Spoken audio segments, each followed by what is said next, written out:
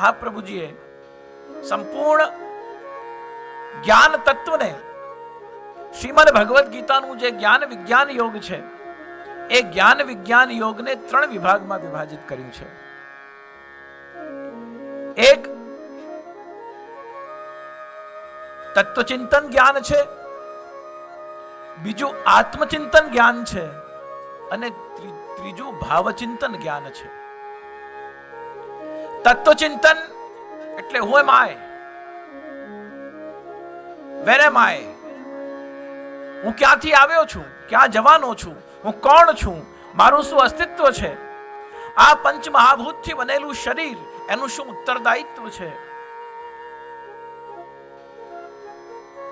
આ પંચ મહાભૂતના શરીર દ્વારા થતી ક્રિયાઓ, એ શરીરમાં રહેતા અલગ અલગ પ્રકારની ઇન્દ્રિયોનું શું કર્તવ્ય છે, પંચ જ્ઞાનેન્દ્રિય પંચ કર્મેન્દ્રિય 11માં મન, આ બધાને કઈ રીતે સિંક્રોનાઇઝ કરી શકાય છે,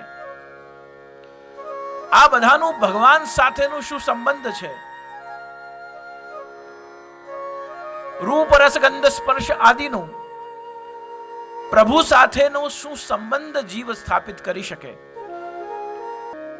આપણને ઘણીવાર ભાગવતજી અને ભગવદ્ ગીતા એમાં પણ ભેદ આપણને ખ્યાલ નથી આવતું. શું કરવું જોઈએ એ જ્યાં ભગવાને ઉપદેશ આપ્યો છે એનું નામ શ્રીમદ ભગવદ્ ગીતા ઉપનિષદ છે.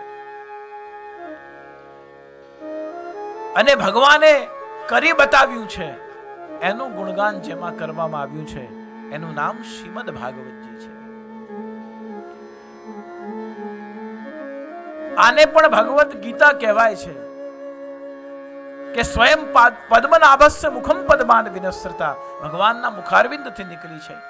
અને ભાગવતજી પણ ભગવતા ઉદિતમ ઇતિ ભાગવતમ, શુકદેવજીના હૃદયમાં બિરાજીને સ્વયં ભગવાન બોલ્યા છે એટલે ભગવાનના મુખથી ભાગવતજી પણ બોલાય છે અને ભગવાનના મુખથી ભગવદ્ ગીતા પણ બોલાય છે.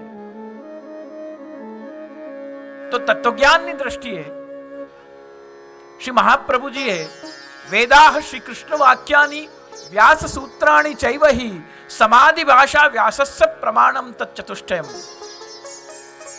ભગવાન શંકરાચાર્યજીએ પ્રસ્થાનત્રયી માની છે.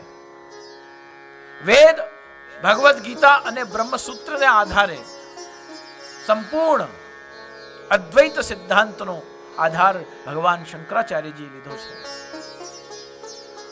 અને ભગવાન મહાપ્રભુ શ્રી વલ્લભાચાર્યજીએ એ પ્રસ્થાનત્રયની સાથે સાથે સમાધિ ભાષા વ્યાસસ્ય પ્રમાણમ તચ્ચતુષ્ટયમ, એ સમાધિ ભાષા જે ભાગવતજીની જે ભાષા છે એ ભાગવતજીને પણ પોતાના પ્રમાણભૂત તત્વચિંતનમાં એને સામેલ કરી છે.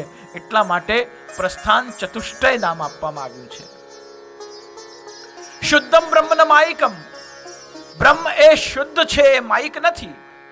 જીવ સત્યમ જગત સત્યમ, જીવો બ્રહ્મૈવ નાપરઃ, જીવ સત્ય છે, જગત પણ સત્ય છે, કારણ કે બ્રહ્મ સત્ય છે.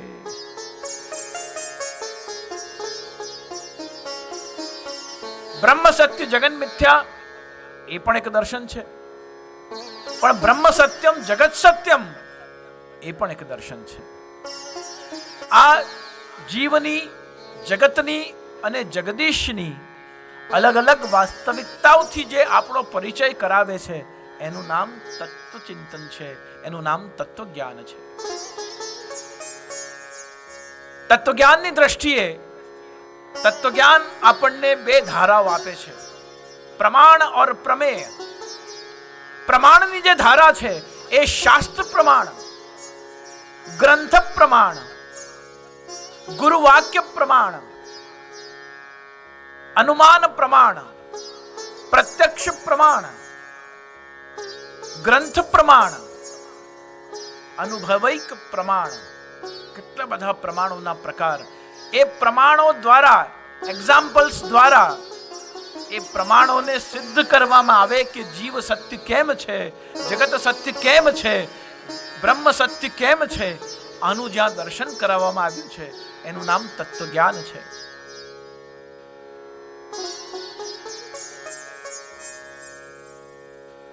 આત્મજ્ઞાન, આ તત્વચિંતનને કરતા કરતા સંપૂર્ણ તત્વચિંતન આપણને ખ્યાલ ન આવે, પણ એ તત્વચિંતનમાંથી પ્રગટ થયેલી અમુક ધારાઓ જેને આપણે લોજિકલ બ્રેન દ્વારા સમજી શકીએ છીએ, આપણી તર્ક બુદ્ધિ દ્વારા જે સમજી શકાય છે, એ તર્ક બુદ્ધિ દ્વારા સમજી શકાતું જે તત્વજ્ઞાન છે,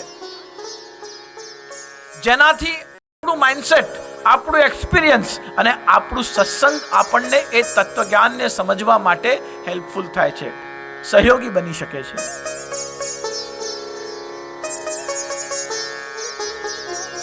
ભાવનું જે જ્ઞાન છે, ભાવચિંતન છે, એ તો અંતિમ અવસ્થા છે.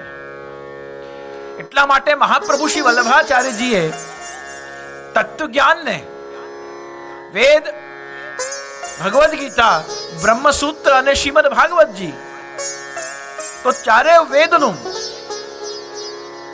વેદાંત ચિંતામણી દ્વારા,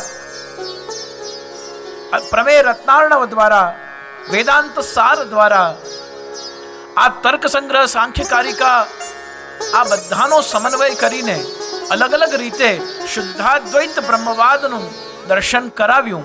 અને એ શુદ્ધાદ્વૈત બ્રહ્મવાદનું દર્શન જ્યાં કરાવ્યું મહાપ્રભુજીએ, એ જેમ ભગવાન શંકરાચાર્યજીએ લખ્યું તે શાંકર ભાષ્ય છે, રામાનુજાચાર્યજીએ લખ્યું તો શ્રી ભાષ્ય છે. એ જ બ્રહ્મસૂત્ર ઉપર મહાપ્રભુ શ્રી વલ્લભાચાર્યજી જ્યારે લખે છે ત્યારે આપશ્રીએ નામ આપ્યું છે અણુભાષ્ય. અને અણુભાષ્યનો અર્થ એ છે કે અણો રણિયાન મહતો મહિયાન, વાળના અગ્રિમ 100 ભાગ થાય એનાથી પણ જે અણુમાં અણુવત છે એ બ્રહ્મ છે. અને બાલે બાલેકમ બ્રહ્માંડમસ્તિ, એક એક એના રોમમાં અનેક કોટી બ્રહ્માંડ સમાયેલા છે. વાળના એક એક રોમમાં એક એક બ્રહ્માંડ સમાય એટલો એ વિરાટ છે. અણુમાં અણુવત છે અને વ્યાપકમાં વિરાટતમ છે. પણ કોણ છે?